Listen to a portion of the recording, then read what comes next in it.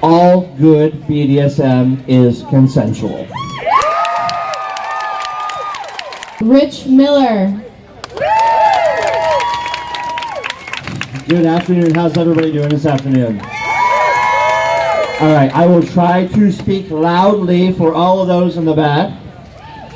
As I was introduced, yeah, I'm kinky. And I love being kinky, and I'm not going to say that kink is for everybody.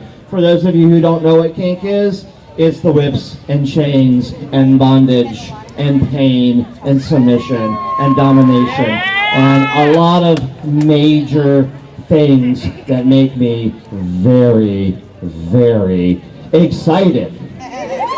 BDSM is sexy, but it is not for everybody. Surprisingly enough, BDSM is a very intense experience, and it looks violent, but I'm going to say all good BDSM is consensual.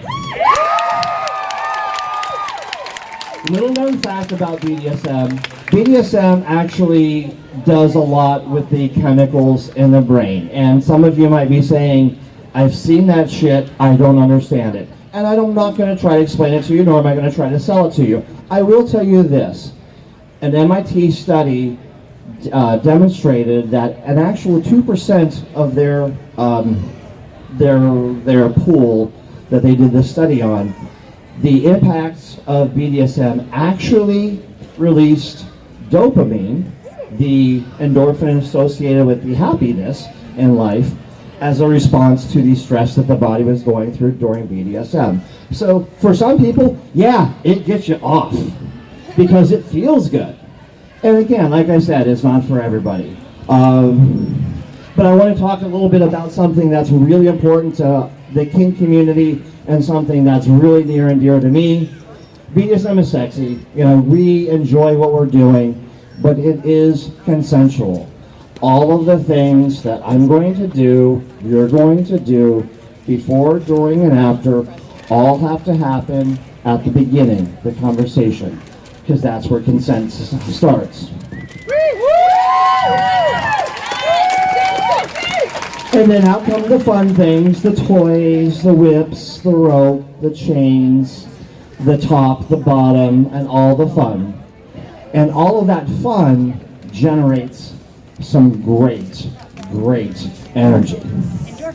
Endorphins, energy, hormones, sexiness, sweat, occasionally a little bit of blood.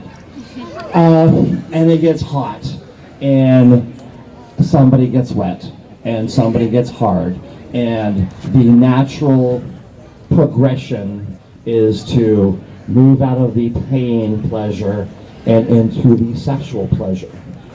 And that's a natural course of it, and it feels right. But if you did not consent nor negotiate that aspect before you started playing, don't fucking do it. There is no gray area here. There is no, it felt right, so I did it. You know why it felt right? Because your brain was high, because you were high, because those endorphins and those hormones said, this is the right thing to do. Guess what? It's just like going out and having 12 beers and then deciding that person beside you looks hot and sexy. You are no longer in a state to make a rational decision. The person that you are playing with, the people that you are playing with, are no longer in a position to make a rational decision. If you cannot make a rational decision because of this, you are not in a position to give consent. What is non-consensual sex?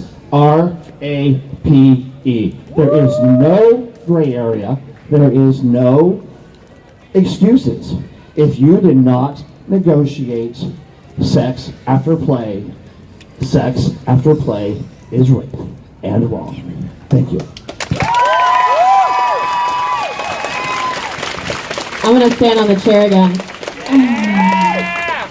So things come up in our small communities that we don't like to talk about, like gray areas of consent in kink. And a lot of times we don't like to talk about it because the mainstream already judges us for what we do, so we hate to cast light on our own problems. But it's good that we acknowledge these things that we still need to work on, even in our own communities that we love and participate in.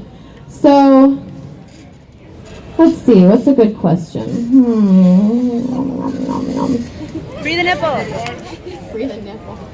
Okay.